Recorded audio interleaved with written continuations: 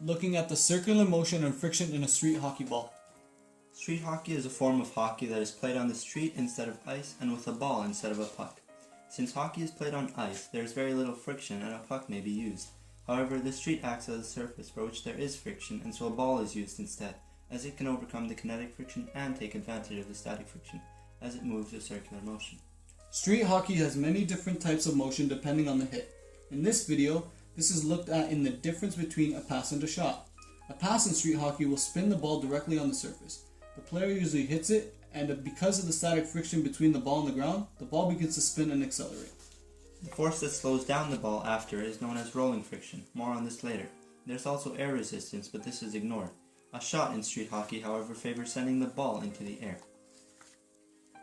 This introduces gravity as a direct force and removes friction. There's also air resistance, but again, gravity affects the ball in the vertical plane and acts as a force pushing the ball down. Once the ball hits the ground, and after maybe a bounce, static friction again comes into play, allowing for the movement of the ball through circular motion, and rolling friction slowing it down. Static friction is a friction that occurs between two objects that aren't sliding against each other. It's the force that opposes an object sliding motion when that object is at rest. With street hockey, there is static friction between the surface and the ball, usually made of rubber. For that purpose, as the static friction opposes sliding motion, and the force is applied to the ball attempts to move without sliding. Because it's round, and it rotates. This is preferable to sliding when in an environment with friction, as the opposing force of friction is rolling friction, and it is much less than the static and kinetic friction associated with sliding. In fact, it's comparable to the static and kinetic friction between a puck and ice. The circular motion associated with the ball on the ground is dependent on the force applied to the ball through its hit. The variable is velocity, as the mass and radius both stay as a constant. Force centripetal is equivalent to the force applied in that hit, and this is proven by the fact that a greater force applied results in a greater velocity, and this, considering the constants, results in a greater force centripetal.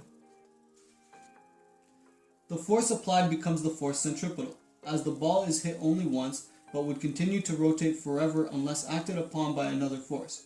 During a pass, the other force is rolling friction, and this slows down the ball. Rolling friction is the force that opposes the motion of a rolling ball or wheel.